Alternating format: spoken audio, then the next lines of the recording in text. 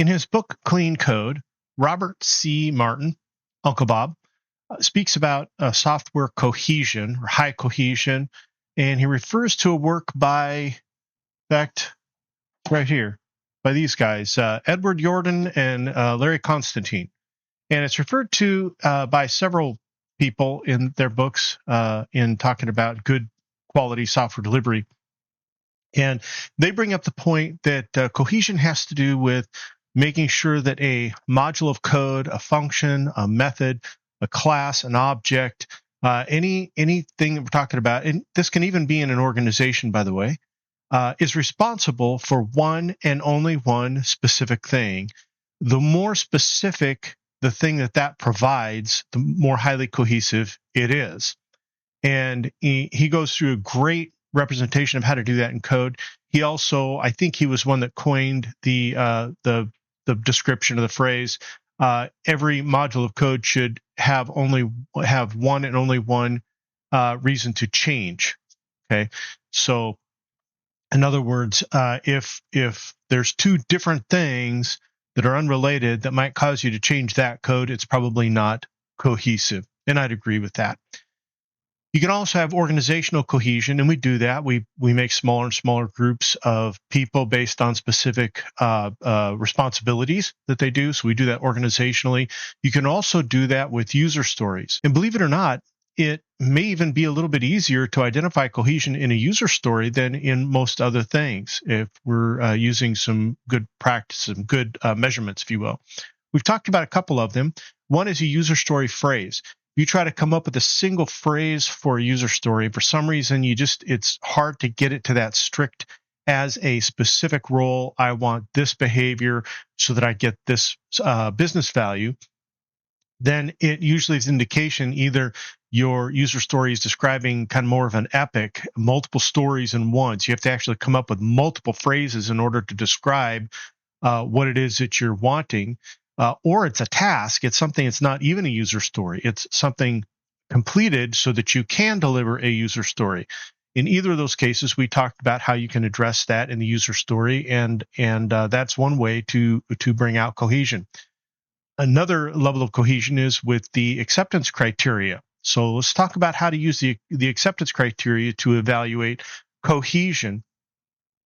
In the acceptance criteria, the first and easiest one to see is in the then statements. If you have only one acceptance criteria written in a story, then it's pretty easy to say, yep, this is cohesive so far.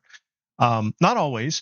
The one exception would be if in the then clause you have, then this data in this database looks this way, then this system gets a queue over here, then a file gets dumped in an FTP folder over here, all of those at the same time, well, then it's not cohesive. And that's obvious because in that one acceptance criteria, you are still referring to 3 or more different test subjects. If you have multiple acceptance criteria, if all of those are verifying aspects of the same test subject, you're still cohesive. So it's not the number of acceptance criteria that are there, it's the number of test subjects that are referenced in your acceptance criteria. Those are indications of high or low cohesion. If you have one and only one test subject, likelihood you're highly cohesive. If you have more than one test subject, well, you're not highly cohesive. Now, another way that you can do it in the acceptance criteria is with the when statement. So if your when statement has the exact same action or event, very likely you are highly cohesive. But if your when statement if there's multiple acceptance criteria and the when statements have different actions or events, well, it's a good chance that you're not highly cohesive. You can improve the cohesion of that user story by splitting that into a story for the one action and a story for the other action. At a code level, we're talking about usually different parts of code or involving more files or things like that. So there's always some level of difference in what code you're touching when you have two different actions or events. So why not address them separately? Why not address one and then the other? I've heard developers say, yeah, but I can do it all at once. Well, that's what we're trying to avoid. is doing so much in one check-in. Let's apply the practice of continuous integration by putting small iterative changes in the code, making sure all the tests pass. And this is a great way to do that. Let's make the change over here, and then we'll make the change to accommodate this and do those separately. It also makes us more agile. We're going to talk about cohesion at a little extra level here toward the end, but the higher cohesion makes you much more agile as a team. So again, you can use the acceptance criteria to measure cohesion, looking at the then statements and making sure that they all are referring to the same test subject. You might be verifying different things about that subject in the different acceptance tests, but it's still the same test subject. And then the when statements. If the actions and events are exactly the same with all the acceptance criteria you have in the story, very likely you are highly cohesive. There's another way of measuring it that I'm not going to do a whole video for. We'll just mention it here at the end. I didn't realize until kind of earlier this year, believe it or not, that most user stories, either in the user story phrase or in the acceptance criteria, is including more than one CRUD operation. And I gave that some thought. So just to give an instance, somebody who's familiar with manual or black box testing, they might write a test that says, given data sufficient for a new user, when I register that user, then navigate to the account page, I can see the details are there. Okay. And some people might look at that as one test. Well, I'm actually confirming two different pieces of functionality there. I'm confirming the create when I create the registration, and then the read when I'm displaying what's supposed to be in the database. If either one of those is incorrect, I could get a failure and I won't know which failed. If I truly want to test the functionality I'm adding, I need to decide, am I implementing creation of a record, or am I implementing display of data that's in the database? And if you can identify in your user story which CRUD operations are involved, that can be an indication of how you can, again, split the story or make the testing more effective and efficient by bringing that out and saying, well, this is two operations we're testing here. If I want to make sure that the registration happens successfully, instead of looking at the web page, I should look in the database. Multiple tables, maybe multiple databases for registration. When I register, I want to make sure the data gets created properly. Let's do one CRUD operation with this acceptance criteria instead of multiples. So those are three ways you can look at cohesion, identifying whether a story is cohesive. But how does that make a team more agile? Well, picture it this way. If I have one user story, let's make it simple. Let's make it a login page. And I have one login page. And let's say it's written very poorly. Simply says login page, create it. And so then we say, what are the acceptance criteria? And we put some thought to it. We know there's three things in particular we want to make sure work correctly. One is if I get good credentials and I log in successfully, I want to see the landing page.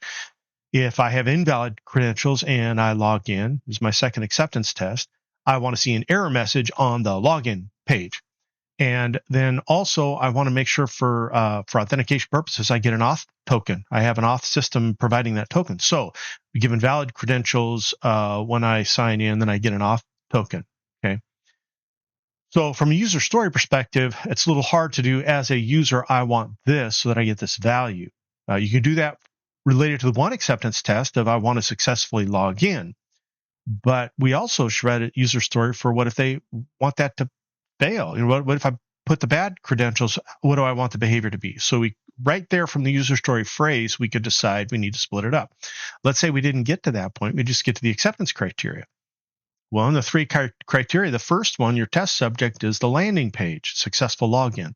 The second test subject is the login page itself. If I fail, I want an error message on the login page. I don't want to see the landing page. That's a different test subject. And then the auth token. Well, that's in a service response. I get that auth token. Okay, so you actually have three different test subjects. That would give you a clear indication.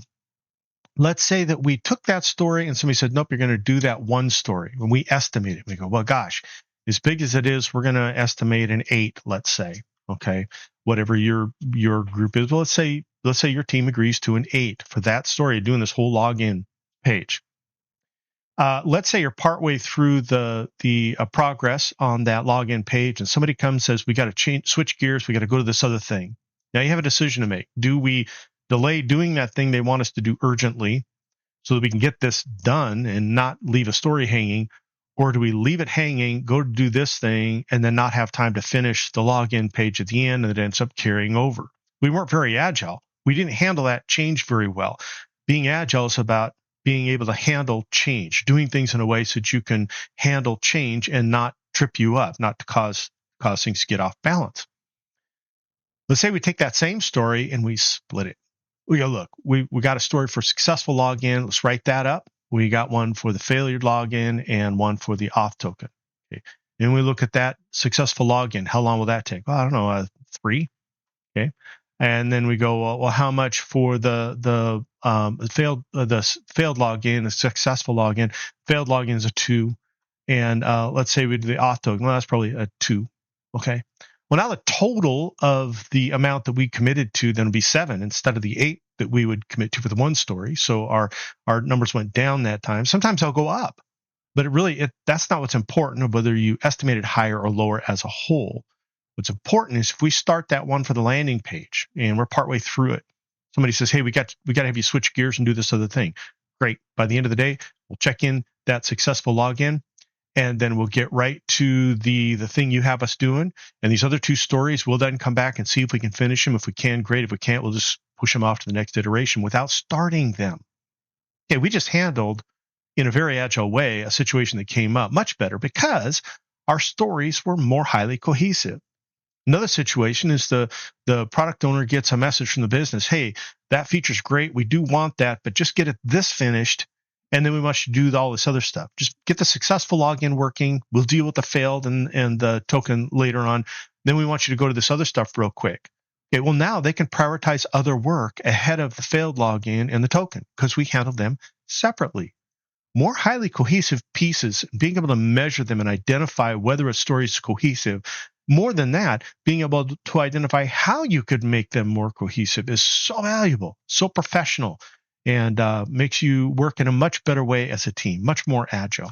So my hope is that you will reconcile yourself to a professional approach to measuring the cohesion of user stories, identifying how you can make them more highly cohesive, becoming more agile and able to react to change, and being more professional and successful in your delivery.